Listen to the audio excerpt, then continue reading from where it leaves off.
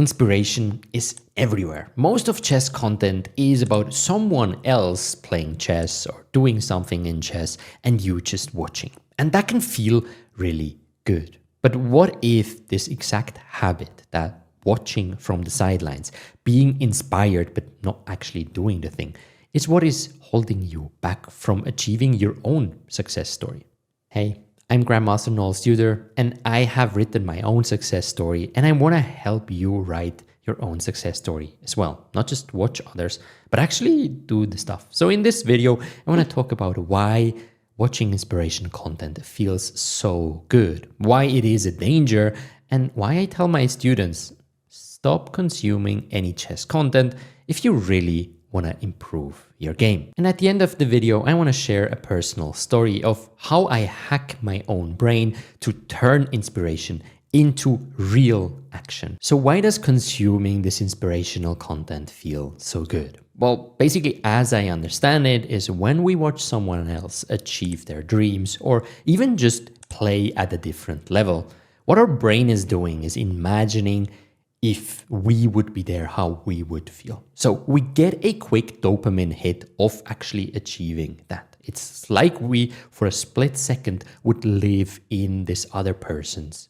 body. And that feels damn good, but only very shortly. And then you might try to turn this inspiration into action. You go play a game on your own, but instead of just winning and it sounded so easy, you just get crushed in 15 moves. And you're like, oh, that's not fun. So what is your brain telling you? Well, playing wasn't fun, but watching was very fun. So let me go back to watching. And this is how you end up basically just consuming without doing the work. The problem is these dopamine hits are just short term and you'll end up feeling always like a small failure because you just keep watching these things, but you're not actually putting in the work yourself. If you want to get a long-lasting feeling of like happiness or just enjoyment out of the game of chess, it takes some real work to get there. And because watching someone else do it is so much easier and gives you that quick dopamine hit,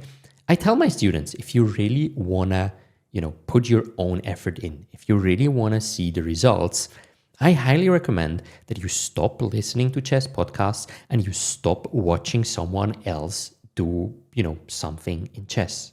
Because this just takes away the excuses and the only thing that is left to do is have your own plan and actually execute. And there are many different personality types. So for some of my students, they cut it out completely. And when they get into the rhythm of really training well, training with good focus, doing the hard stuff, they slowly add a little bit of consuming content again, and they can do it. For me, as an example, it's always the opposite. I'm quite addictive to whatever I'm doing. So if I allow myself to watch too much inspirational content, what I'll do is just watch inspirational content, not do anything anymore, get the quick dopamine hits, and then I have to cut it out at some point and actually do the work again. Now, there is one point where inspiration is actually useful. It is when you feel lost and you're not really putting in the work anyway, right? You're just in a slump, you're lying on your sofa, you're feeling like, my chess is anyway shit, I don't want to put in time, I don't care about chess improvement, but when you're playing, you're getting upset that you hang all these pieces. So in that moment, you consume some inspirational content and something switches. You watch someone doing something great and you're like, oh my God, I also want to be like that. And this is the moment where inspiration needs to put into action. And that's where I want to share a student's story. So I had this one private student who was a little bit in a slump chess-wise. He put in some real hard work, won about 200 points, but then was like, nah, I'm not really, feeling the training at the moment. So he wasn't really doing much, and he watched a documentary of Judith Polgar. And if you don't know, Judith Polgar was the best female player ever. She was, I think, top 10, maybe even top 5 of the world. Really, really inspiring personality, and she is extremely good at attacking chess and tactics. So while watching this documentary, my student felt like, oh my God, see where real good tactics can bring you. Now, obviously, he didn't dream of becoming as strong as Polgar, but kind of understood what real tactics training does. And instead of just binge watching another documentary or another video, what he did was say, okay, I'll put in tactic work again. So he set up a plan and started doing more tactics. And shortly after, he sent me an email and said that this was a pivotal moment for him because he put in more tactics and, well, unsurprisingly, his games got better. So that's where inspiration can be useful. You get inspired and then you think about a clear plan of what you want to do, and then you put in the action to achieve those results that you were inspired to achieve in the first place. And I try to use this exact same pattern in my own life, be it business or also for some personal projects. Recently, I watched a YouTube series from Michelle Kerr. She ran 7 marathons in 7 days on 7 different continents. It's just absolutely crazy. And I watched through this. It is a 3-part series. I really highly recommend it. I watched it with Alessia and we both cried and I felt so inspired. And so when I have that feeling of inspiration, I'm saying, okay, I gotta do something.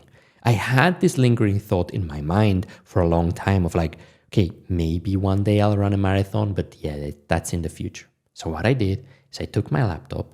I knew that, okay, next April, there is a marathon in Zurich, and I just signed up, paid for it, and now I'm kind of committed to having to train for that marathon. And that's really the thing that I want to do. I did it in so many different ways as well. For example, sometimes it's on the negative side. I feel like, oh, playing poker, didn't really serve me. And when I felt that, I just banned myself for 6 months from any online poker site. I was like, nah, I'm done with this. This doesn't help me. I don't want to do it anymore. Now I have the inspiration. So now I'll take an action that forces me for the next 6 months to follow that inspiration. And that's how I believe inspiration is really useful, but it's really the only way. If we keep in this inspirational trap, we end up not doing anything. And that's how I recommend for you to do this as well. For example, if you always thought about playing over the board and then you hear a great story on a chess podcast from a person who signed up for an over the board event and maybe played very well, in this moment, when you feel this inspiration, try to always search for the next over the board tournament that is close to you. Sign up, pay for it. And now you have to put in the action because you're like, well, I don't want to mess this up, right? I want to train a little bit. So now with one single action, once you got inspired, you have set yourself up to actually achieve your goals in the future. So today, I don't want to leave you with see you in the next video. Today, I want to tell you, what is your action that you're taking after having watched this video? Write it down. You can write it in the comments. What are you committing to? And then stop just watching all these videos, but actually put in the work. That's where long-term satisfaction comes from. And that's where I might see you as a success story in the future.